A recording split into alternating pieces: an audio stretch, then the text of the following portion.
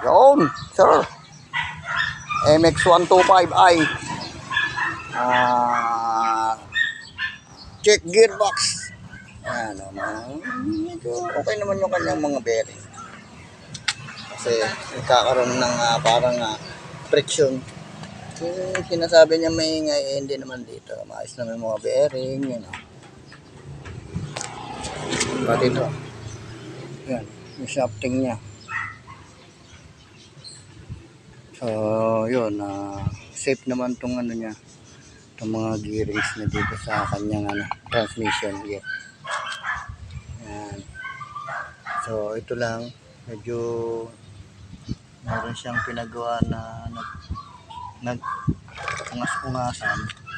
Nilagyan siya ng tornilyong mahaba. Ayan, nabutas. Kaya tuloy, pag magtatanggal ka ng bolt niya, tumatagas yung kanyang oil. Engine oil yan. Yan ang tumatagas. Yan.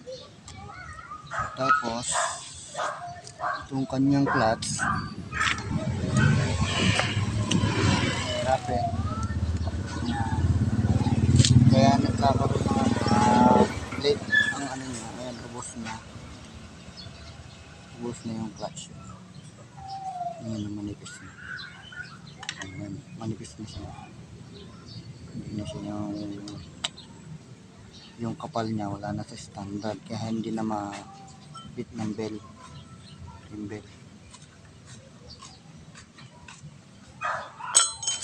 Na boss, so nung kala ko bumili ka pulutan eh.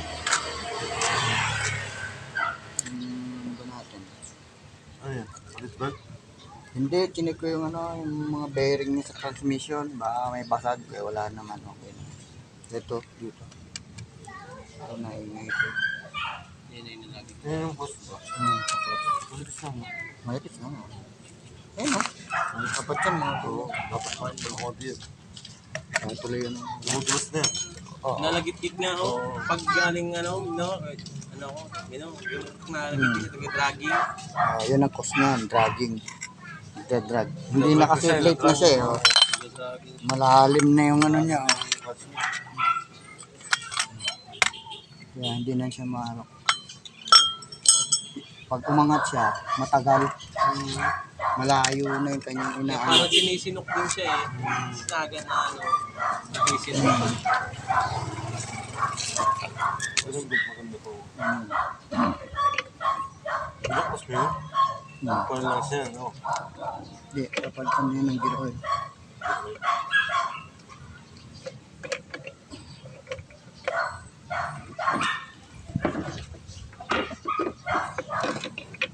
Oh, okay. Pero.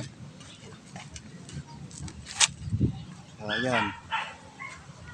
Okay na. Na lang yan. Pag ginawa mo dito eh, nilagyan mo sealant eh. Washer eh. Hindi na, walang tulo eh. Dito tuloy.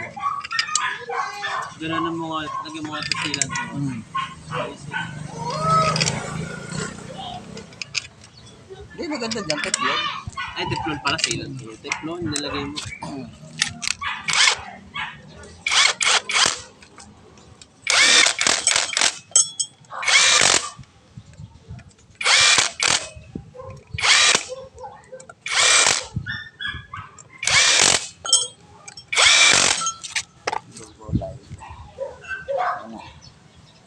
So, yun. Ay kabit na natin.